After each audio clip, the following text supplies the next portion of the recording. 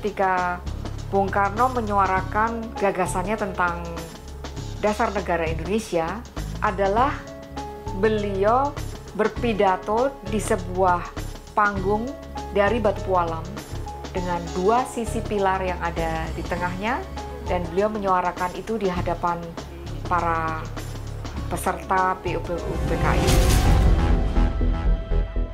Sultan Hamid melakukan sketsa awal. Nah, sketsa awal ini yang dilakukan pertama kali oleh Sultan Hamid adalah membuat perisai.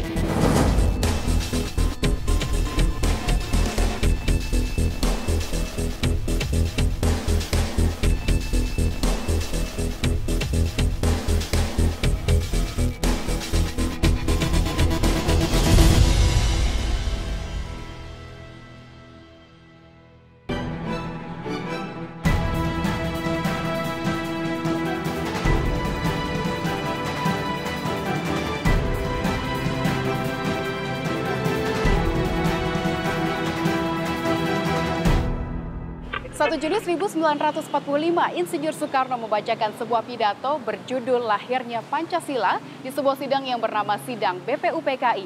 Pidato ini dibacakan di sebuah gedung bersejarah yang hingga saat ini dikenal dengan nama Gedung Pancasila. Lantas, seperti apa wajah dari Gedung Pancasila tersebut dan apa saja makna yang terkandung di balik lambang Garuda Pancasila?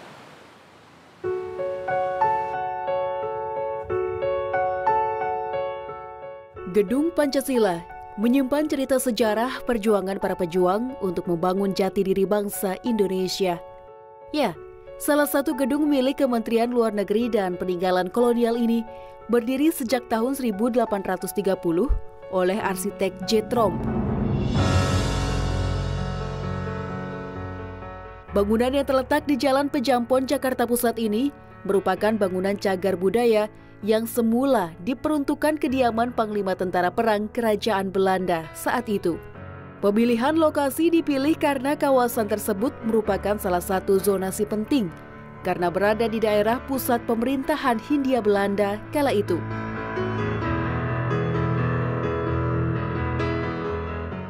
Namun, pada tahun 1918, gedung tersebut dirombak menjadi Gedung Volksstraat serupa Gedung Dewan Perwakilan Rakyat yang diresmikan oleh Gubernur Jenderal Graaf van Limburg-Stirum. Bangunan yang semula berupa rumah tinggal bergaya Dutch Colonial Villa telah berganti menjadi gedung perkantoran dan atapnya berubah menjadi atap beton datar. Yuka Ardiati, arsitek sekaligus peneliti sejarah Bung Karno, memaparkan awal mula bentuk bangunan tersebut berdiri.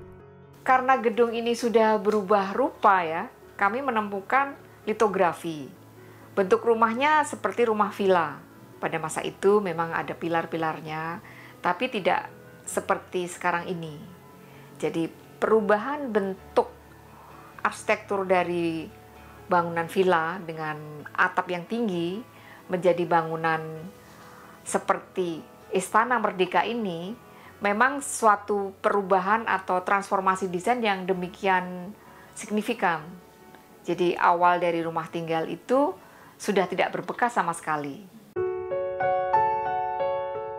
Pada tahun 1941, gedung ini juga pernah digunakan sebagai gedung Raad van Indië atau Dewan Hindia Belanda.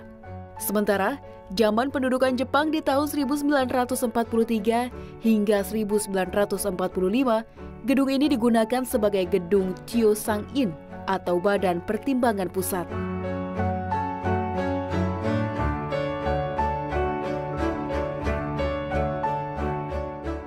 Hingga di 1 Juni 1945, gedung ini menjadi saksi pidato lahirnya Pancasila oleh Bung Karno yang saat itu masih menjadi gedung Dokuritsu Junbi Kosakai atau Badan Penyelidik Usaha-Usaha Persiapan Kemerdekaan Indonesia BPUPKI.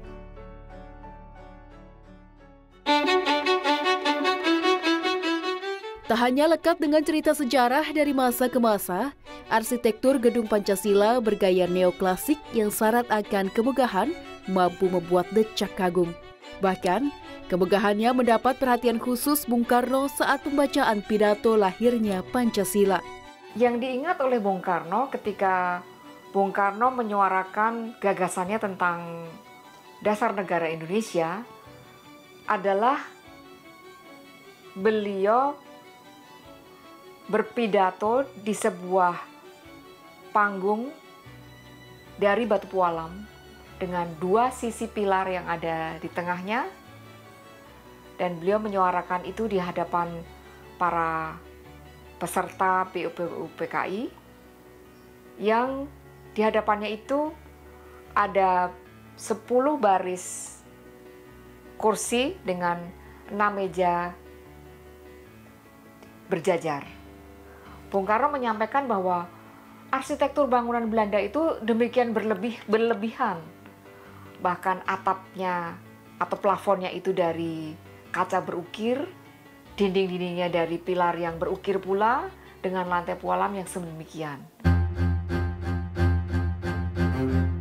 Gaya neoklasik ini merupakan dampak dari Empire Style, yaitu sebuah gaya arsitek asal Perancis dan terbawa oleh Belanda yang merupakan daerah jajahan Perancis. Gaya ini terlihat dari detil barok yang ada di setiap tiang dan sudut gedung, detil ornamen dan pemilihan warna putih serta emas yang mendominasi.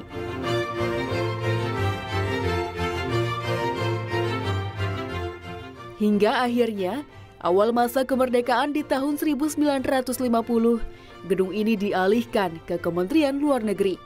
Gedung ini pun semakin dikenal sebagai Gedung Pancasila, ketika pada 1 Juni 1964 diperingati secara nasional sebagai hari lahirnya Pancasila.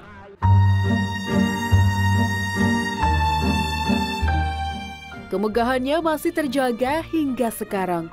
Ditambah dengan deretan bendera seluruh negara di dunia sebagai bukti persahabatan dan eksistensi Indonesia di kancah internasional. Salah satu ruangan di Gedung Pancasila yang menarik adalah Ruang Konstitusi. Ruangan panjang ini dihiasi dengan gebyok Jawa Tengah ukiran dari Kota Kudus dan digunakan sebagai ruangan pertemuan bilateral Menteri Luar Negeri. Selain ruangan ini, terdapat ruangan lain yang difungsikan untuk menjamu tamu dari negara-negara sahabat. Namun, pada pemerintahan Presiden Soeharto sekitar tahun 1973, diadakan beberapa penambahan pada bagian gedung, seperti 2 buah pilar tambahan di podium Gedung Pancasila dan dibentangkan patung burung Garuda sebagai lambang Pancasila.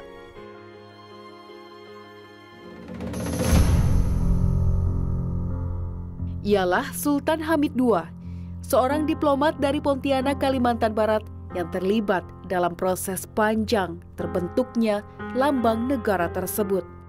Mahendra Petrus, penulis buku Sultan Hamid II Sejarah yang Hilang yang kami temui beberapa waktu lalu, memaparkan keprihatinannya karena sosok Sultan Hamid yang tak dikenal.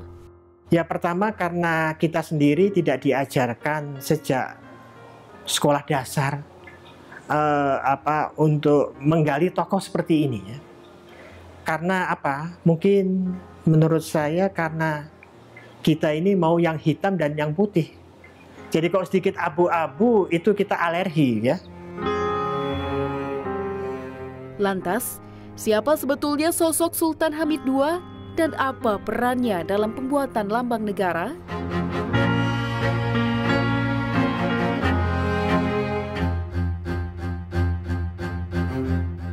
Garuda Pancasila merupakan lambang negara Republik Indonesia yang menempati posisi tertinggi dan terhormat sebagai identitas negara. Lambang Garuda Pancasila dipasang secara khusus dalam bangunan istana kepresidenan dan instansi negara lainnya. Tentunya, seluruh bagian tubuh Garuda Pancasila memiliki makna dan pesan khusus. Sayap kiri dan kanan mengembang seimbang dengan kaki mencengkeram pita bertuliskan bahasa Sanskerta, Bhinneka Tunggal Ika, yang artinya berbeda-beda namun tetap satu jua. Sayap yang mengembang terdiri dari 17 lembar bulu yang berarti tanggal kemerdekaan Indonesia, dan 8 lembar bulu pada ekor yang menjurai ke bawah melambangkan bulan ke-8 atau bulan Agustus. Sementara itu, 45 helai bulu halus di leher penanda tahun 1945. Maka genaplah 17 Agustus 1945 sebagai hari kelahiran Negara Kesatuan Republik Indonesia. Garuda Pancasila yang kita kenal sekarang merupakan rancangan terakhir dari proses yang panjang. Itulah hasil karya seorang Sultan Hamid II, seorang bumi putra pertama yang meraih pangkat Mayor Jenderal, lulusan dari Akademi Militer Kerajaan Belanda di Breda. Setelah Republik Indonesia Serikat atau RIS dibubarkan tahun 1950, Sultan Hamid yang berhaluan federalis disingkirkan dari panggung politik Indonesia. Nama Sultan Hamid dikubur oleh lawan politik dari kubu Republikan dengan stigma sebagai pengkhianat negara terkait dengan pemberontakan Westerling dalam peristiwa Angkatan Perang Ratu Adil atau APRA di Bandung tahun 1950. Meskipun Mahkamah Agung memutuskan tak bersalah atas Sultan Hamid, namun ia tetap dijebloskan ke penjara dengan vonis 10 tahun. Sultan Hamid adalah orang yang sangat unik ya. Di satu sisi mungkin dia berpandangan federal, tetapi yang bersangkutan juga adalah seorang desainer lambang negara. Ya itulah juga satu keunikan ya. Tetapi yang bersangkutan sangat nasionalis sekali ya. Sultan Hamid II lahir di Pontianak 12 Juli 1913 dengan nama Syarif Hamid Al-Qadri. Berdarah Jazirah Timur Tengah secara turun-temurun. Ia merupakan generasi ke-7 Kesultanan Qadriyah Pontianak yang berdiri sejak tahun 1771. Masa kanak-kanak dan remaja Sultan Hamid dihabiskan di beberapa kota di Jawa dan Kalimantan. Sebelum Perang Asia Pasifik meletus, tahun 1942, Sultan Hamid telah menyelesaikan pendidikan akademi militernya dengan menyandang pangkat Letnan II dan ditugaskan di berbagai wilayah di Hindia Belanda. Setelah tahun 1945, kiprah politik Sultan Hamid mulai cemerlang. Pada masa itu, ia telah dinobatkan menjadi Sultan Pontianak ke-7 dengan membawahi 12 wilayah Swapraja dan 3 Neo Swapraja yang tergabung dalam Daerah Istimewa Kalimantan Barat atau DIKB tahun 1947. 1 tahun kemudian, Sultan Hamid diangkat menjadi Ketua BFO atau Majelis Permusyawaratan Negara-Negara Federal yang terdiri dari 6 negara dan 11 wilayah otonom. Disitulah hubungan politik dengan Soekarno dan Muhammad Hatta mulai terjalin. Meskipun negara Indonesia secara de facto telah merdeka tahun 1945, namun pihak Belanda masih setengah hati mengakui kedaulatan Indonesia secara penuh. Akibatnya, pihak Belanda melancarkan agresi militer 2 kali ke wilayah Indonesia. Ketua Yayasan Sultan Hamid II yang kami temui beberapa waktu lalu, Ansari Dimyati menilai peran Sultan Hamid sangat besar sebagai juru runding negara 17 Agustus 1945 dengan pihak kerajaan Belanda dalam menyerahkan kedaulatan agar Indonesia diakui kemerdekaannya secara internasional. Nah, pada tahun 1949 itulah peran sentral Sultan Hamid II terlihat sekali bahwa Indonesia ini tidak akan secara logik kita ketahui Indonesia ini tidak akan berdaulat dalam Konferensi Meja Bundar kalau Sultan Hamid II tidak tanda tangan di Konferensi Meja Bundar tersebut. Karena kita ketahui bahwa delegasi-delegasi yang menandatangani Konferensi Meja Bundar itu ada 3 pihak. Yang pertama, perwakilan Belanda itu bernama Van Marseven, itu yang mewakili pihak Belanda, kemudian yang mewakili pihak Republik Indonesia atau negara 17 Agustus 1945 itu oleh Dr. Handes Muhammad Hatta, dan yang mewakili BFO atau Birenkomsur Federal Overlord atau Majelis Permusyawaratan Negara-Negara Federal ini adalah Sultan Hamid II dari Pontianak, Kalimantan Barat. Sesudah Konferensi Meja Bundar di Belanda, tahun 1949, Sultan Hamid dan seluruh anggota BFO memutuskan bergabung ke negara Indonesia sebagai Republik Indonesia Serikat atau RIS. Dalam formatur Kabinet RIS, Sultan Hamid II menduduki jabatan Menteri Negara tanpa departemen pada tahun 1949 hingga 1950. Kemudian, Presiden Soekarno menugaskan Sultan Hamid untuk menyiapkan gedung parlemen dan lambang negara berdasarkan Konstitusi RIS tahun 1949 pasal 3 ayat 3.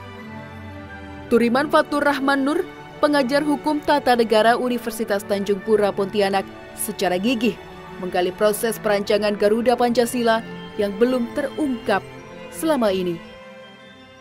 Kalau literatur tidak jadi masalah, sudah saya dapatkan semuanya. Tapi data dokumen, karena ini metodologinya yang menjadi inspirasi penelitian saya adalah metodologi yang digunakan adalah sejarah hukum. Harus bisa dibuktikan dengan dokumen sejaman. Lantas, seperti apa proses terciptanya lambang negara tersebut?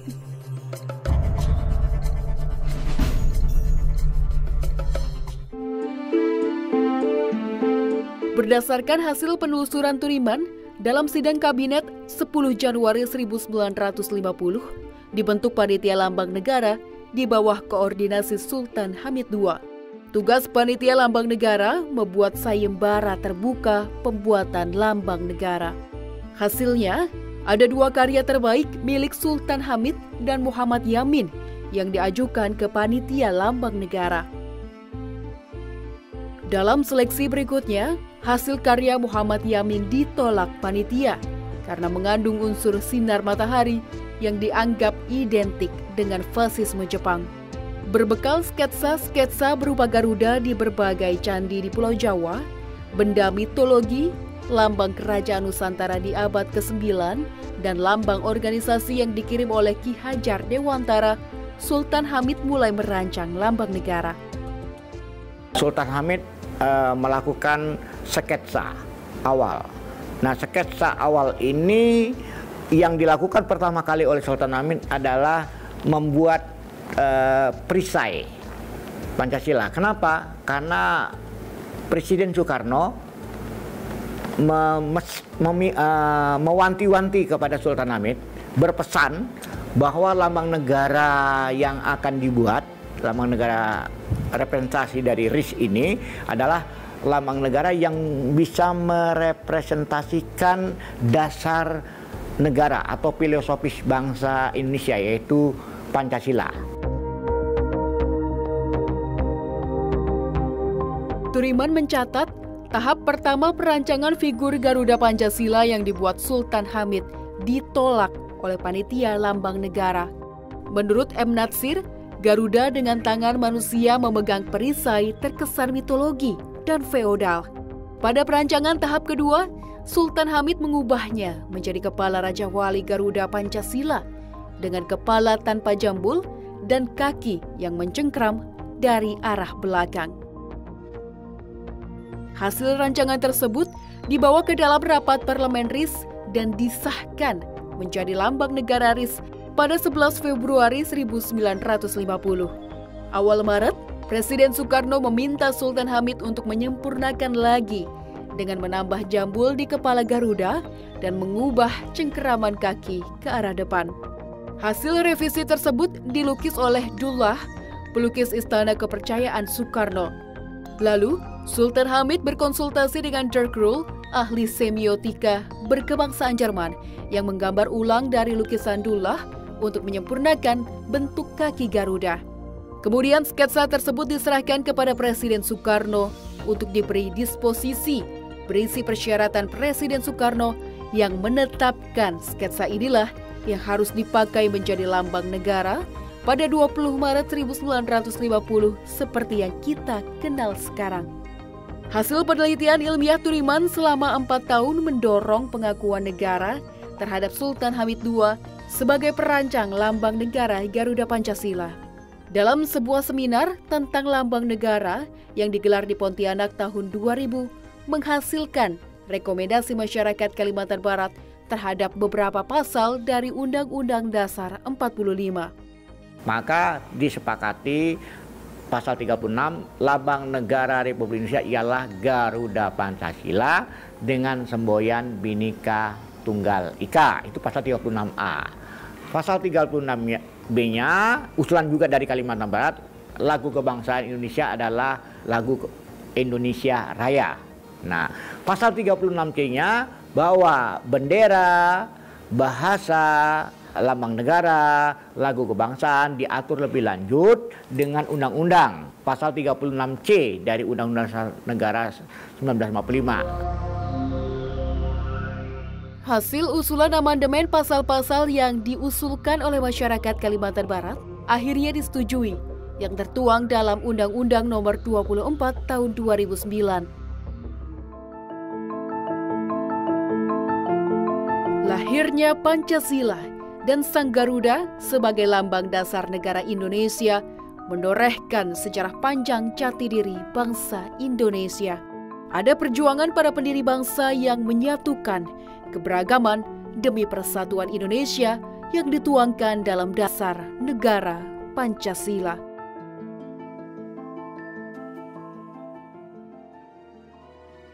Pancasila sebagai dasar negara memiliki banyak cerita yang nyata dan penuh makna. Kita sebagai masyarakat Indonesia harusnya bisa menjaga persatuan bangsa. Karena walaupun diwarnai dengan banyak nilai-nilai yang berbeda, tapi kita tetap harus bisa satu juga.